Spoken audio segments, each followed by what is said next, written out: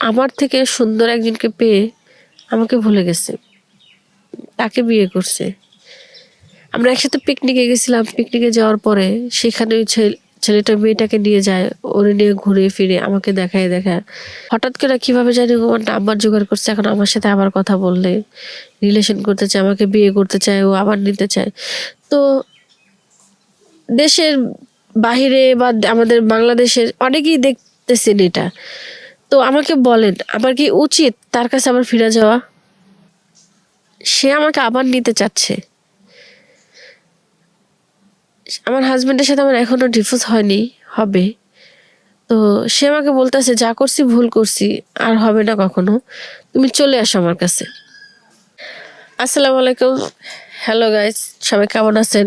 আশা করি সবাই ভালো আছেন। আপনাদের মাঝে আমি একটা সুন্দর একটা গল্প নিয়ে আসছি। আসলে কি, আমি অনেকটাই জীবন কাহিনী বলছি, লাইভ করছি।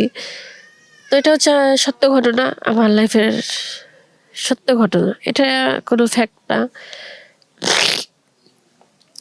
সত্য ঘটনা বলার জন্য আপনাদের মাঝে আমি আসছি। কারণ মানুষের লাইফে কিছু ঘটে দেখে মানুষ বলে, তেমন আমার লাইফে ঘটছে। তার কারণে আপনাদের কাছে বলতে আসছি। আমার ছোটবেলা থেকে খুব স্বপ্ন ছিল একটা ভালো ছেলের সাথে আমার বিয়ে হবে, আমি সংসার করব, শ্বশুর শাশুড়ির সেবা করব, খুব বড় একটা ফ্যামিলি হবে। যাক, সেটা আর হয়নি। বিয়ে হয়েছে এক মার এক ছেলের সাথে, ওরা এক ভাই এক বোন। খুবই ভালো একটা ফ্যামিলি, এমনি খুবই ভালো। আমাকে খুবই আদর করতো, খুব ভালোবাসতো। শ্বশুর শাশুড়ি ননদ সবাই ভালোবাসতো। একটা কথা কি কয় না, সুখ কোনোদিন কারো কপালে বেশি দিন সয় না। ঠিক ওই রকমই যে কোনো একটা কারণবশত হাজবেন্ডের কাছ থেকে চলে আসছি। চলে এসে এখন দূরে থাকি। থাকার হাজবেন্ডও দূরে থাকে। আমার একটা ছেলে আছে, ছেলেটা হাজবেন্ডের কাছে থাকে। ওরা আমি ইচ্ছা করলে যখন খুশি তখন আনতে পারি, আনি না কেন। আমার শ্বশুর শাশুড়ি খুব ভালোবাসে, ওরে খুব আদর করে। তো ওরে যদি আমি নিয়ে এসে পড়ি তাহলে তারা কষ্ট পাবে। তো আমি চাই না তাদের ওরে আনতে, তাদের কষ্ট দিয়ে তাদের মনে। আমি চলে আসছি। ছেলেটা হয়তো কিছুদিন আমাকে ভুলেছিল। এখন এক সপ্তাহ আমার কাছে আয়সা থাকার পরে ছেলেটা এখন আমার জন্য অনেকটা পাগল। সে আমাকে ভুলে থাকতে পারে না, কান্না করে, আম্মু তুমি চলে আসো, তাহলে আমাকে নিয়ে যাও, এরকম বলে। তো সেক্ষেত্রে আসলে কি এখানে আরেকটা কাহিনী। ছোটবেলায় আমাকে একটা ছেলে খুব পছন্দ করতো। সে আমার থেকে সুন্দর একজনকে পেয়ে আমাকে ভুলে গেছে, তাকে বিয়ে করছে।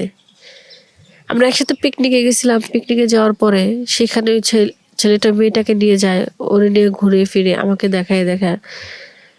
মানে আমি তখনও বুঝতে পারিনি, ওই মেয়েটার জাবড়া ধরে, মানে অনেক কিছুই করে ওরা। তো সেক্ষেত্রে আমি তখনও ওদের বুঝতে পারিনি। পরে একদিন হঠাৎ করে শুনি তারা পালিয়ে গিয়ে বিয়ে করে। খুব খুব কষ্ট লাগছে তখন। আমি সেটা তাদের বুঝতে দিইনি, কখনো বলিও নি। এখন বর্তমানে কি, ওই ছেলেটার ওয়াইফ তাকে ডিভোর্স দিয়ে চলে গেছে। তার কাছ থেকে প্রচুর টাকা পয়সা নিয়ে চলে গেছে। তো ডিভোর্স দিছে, ওর কাছে থাকাকালীন ডিভোর্সের একটা কাগজ আসতে 3 মাস লাগে। তো সেক্ষেত্রে ওর কাছ থেকে যাওয়ার 1 মাস পরে ডিভোর্সের কাগজ আসছে। আসার পরে ডিভোর্স দিয়ে চলে গেছে। ওর একটা ছেলে আছে, মাদ্রাসায় পড়ে। এখন হঠাৎ করে কিভাবে জানি আমার নাম্বার জোগাড় করছে। এখন আমার সাথে আবার কথা বললে, রিলেশন করতে চায়, আমাকে বিয়ে করতে চায়, ও আবার নিতে চায়। তো দেশের বাহিরে বা আমাদের বাংলাদেশের অনেকেই দেখতেছেন এটা। তো আমাকে বলেন, আমার কি উচিত তার কাছে আবার ফিরে যাওয়া? সে আমাকে আবার নিতে চাচ্ছে। আমার হাজবেন্ডের সাথে আমার এখনো ডিভোর্স হয়নি, হবে। তো সে আমাকে বলতেছে, যা করছি ভুল করছি, আর হবে না কখনো, তুমি চলে আসো আমার কাছে। সে বলে এগুলা। আমি যদি এখন তার কাছে আবার চলে যাই তাহলে কি হবে? তার কাছে আমি ছোট হয়ে যাব। কিন্তু সে বলতেছে যে আমি না, আমি তোমার কাছে ছোট হইয়া গেছি, তোমার আমি নিজে হাত দিয়ে বলতেছি তুমি আমার কাছে চলে আসো। কিন্তু ওর ওয়াইফ ওরে ডিভোর্স দেয় যে অন্য জায়গায় বিয়ে হয়েছে, খুব ভালো আছে। ও ও ওর ওয়াইফের সাথে এখনো কথা বলে, দুজনের সাথে কথা বলে। সেই ক্ষেত্রে আমি যদি ওই ফ্যামিলির মধ্যে যাই, তাহলে সংসার কি টিকবে আমাদের? আমার নষ্ট হয়ে যাবে। আর আমি যদি এখন কিছু একটা করি, আমার সন্তান আমাকে বলবে যে আম্মু তুমি এখন আমাকে রেখে আবার বিয়ে করলাম, আমি আমার সন্তানের কাছে খারাপ হয়ে যাব। তো আমি দর্শক আপনাদের মাঝে আমি বলতে চাচ্ছি যে আমাকে একটা সাজেশন দেন, আমি কি করতে পারি, কি করলে ভালো হবে? আমি ওর কাছে গেলে ভালো হবে, নাকি আমি এভাবে থাকলে ভালো হবে, কোনটা? কিন্তু আমি নিজে মনে করি কোনটা, যে আমি ওর কাছে না গেলেই মনে হয় ভালো হবে। তাহলে মনে করেন আমার আমার নিজের কাছে আমি নিজে সবসময় সততা হিসেবে থাকতে পারবো, যে না, যে আমাকে ধোকা দিছে তার কাছে আমি কখনো ফিরে যাব না। আবার যাওয়া যেত, সে বিয়ে না করতো, আমার বিয়ে না হতো, তাহলে একটা কথা ছিল। সে বিয়ে করছে আমাকে দেখায়া, এত বছর সংসার করার পরে তার ওয়াইফ তাকে ধোকা দিয়া চলে গেছে, টাকা পয়সা যা ছিল সবকিছু নিয়ে। এখন সে আবার আমার কাছে চলে আসতে চাচ্ছে। তো এখন যদি আমি তার কাছে আবার ফিরে যাই, তখন কি বলবে সবাই? আমাকে সবাই খারাপ ভাববে। আমি চাই না আমি ওর কাছে যাওয়ার জন্য। আমি চাই আমার মতো করে আমি থাকি, ওর মতো করে ও থাকুক, সবাই ভালো থাকবে। ভালোবাসা শুধু পাইলেই ভালোবাসা হয় না, দূর থেকেও কিন্তু ভালোবাসা যায়। তো যাই হোক, আপনারা আমাকে কমেন্টের মাধ্যমে জানাবেন আমি কি করতে পারি। এর মধ্যে ওর সাথে আমার 2 দিন দেখা করছি। ও আমাকে খুব রিকোয়েস্ট করতেছে, তো আমি চাচ্ছি না কোনো সম্পর্কে জড়াতে।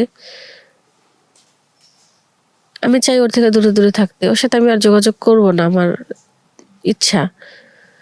তো আমি এখন আপনাদের মাঝে প্রশ্নটা করলাম, আপনারা আমাকে উত্তর দিবেন যে আমি কি করতে পারি, কি করলে ভালো হবে, কোন দিকে আমি যাব? একা থাকা ভালো, না আমার বাচ্চাটা নিয়ে থাকা ভালো, না ওর কাছে যাওয়াটা আমার ভালো, কোনটা?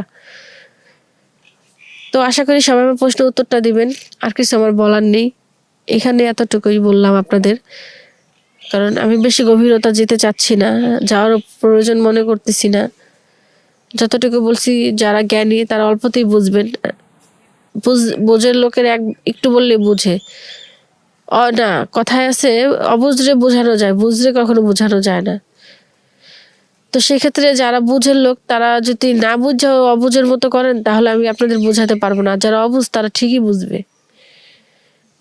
কথা আছে পাগলও নিজের ভালো মন্দ বুঝে। তো আমাকে সেই সাজেশনটা আপনারা কমেন্টের মাধ্যমে জানান। সবাই ভালো থাকবেন, সুস্থ থাকবেন, আমার জন্য দোয়া করবেন, আর আমাকে ভালো একটা সাজেশন দেন আমি কি করতে পারি। এখানেই এতটুকুই। আল্লাহ হাফেজ।